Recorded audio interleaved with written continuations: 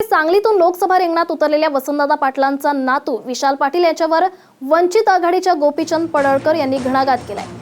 भावावर उलटलेला विशाल पाटील जिल्ह्याचा विकास काय करणार असा सवाल त्यांनी उपस्थित करत वसंतदादा जिवंत असते तर विशालच्या पाठीत काठीच हाणली असती अशा शब्दात त्यांनी टोला हाणलाय।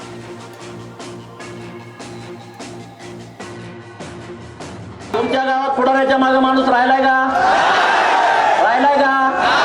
संजय पाटील कोण होता या सांगली जिल्ह्यातला? कोण होता का नाही? संजय पाटील कोण होता? मोठा बरोबर ना? लोक लता लता लता लता हलायची संजय पाटील म्हणलं। आता तुम्ही हलताय का? लता लता फाटला जाता हे गोपीचंद पडळकरचं काम आहे।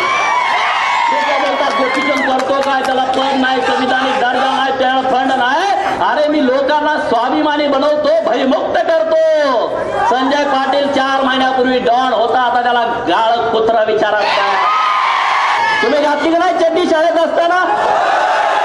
आता पॅन्ट घातल्या, उद्या धोतर घालचाल। चेंज होत राहतो, बदल होत राहतो, परिवर्तन संसार का नियम है।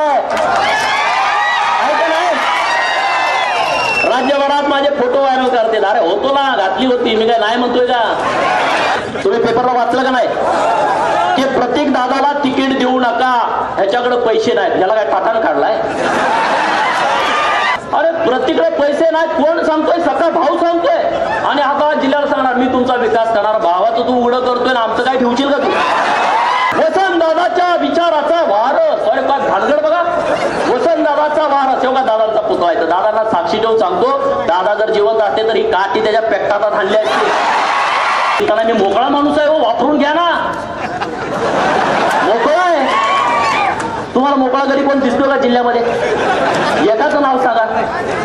हा, सूतगिरण्या, कारखाना, बँका सगळी कामात आहेत माणसं, ड्युटी आहे त्यांना। मी मोकळा आहे, मला तुम्ही सालगडी म्हणून ठेवा 5 वर्षासाठी। 5 वर्षात मी तुमच्याशी इमाने इतबारे काम नाही केलं। माझ्या ढोंगणावरती 2024 ला लाच घाला।